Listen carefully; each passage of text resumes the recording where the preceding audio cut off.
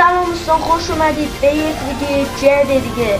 یه ویدیو قرار هست که به شما چند تا از کدهای مخفی GTA V رو بگیم. پس تا آخر ویدیو همراه ما باشید و لایک و کامنت و سابسکرایب هم فراموش نشه. بریم برای ویدیو. اولین کدمون کد جون بی‌نهایت به مدت 5 دقیقه هستش که کد رو همینجا واسهتون میذارم و بریم که کد رو وارد تلفن کنیم.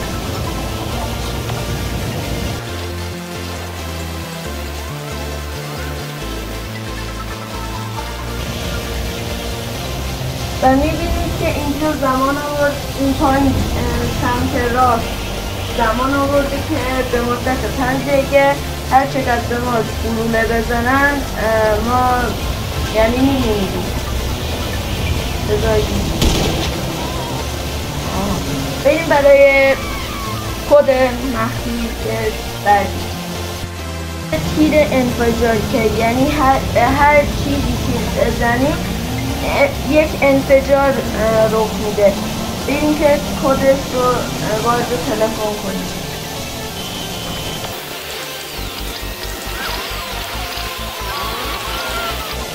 کد رو وارد کردیم، بریم برای انفجار.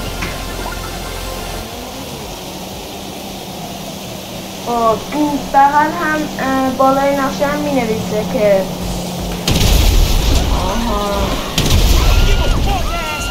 دیدید که واقعا میشه. خب کد بعدی هم یعنی کد افزایش ستاره پلیس هستش که بریم این کد رو هم بزنیم.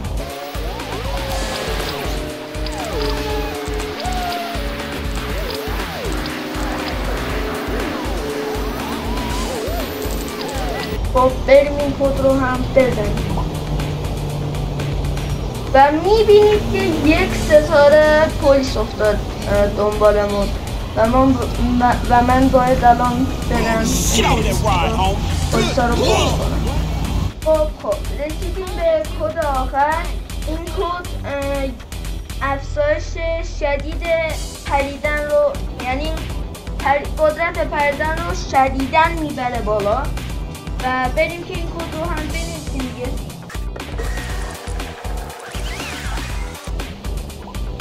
خب بریم تماس بگیریم.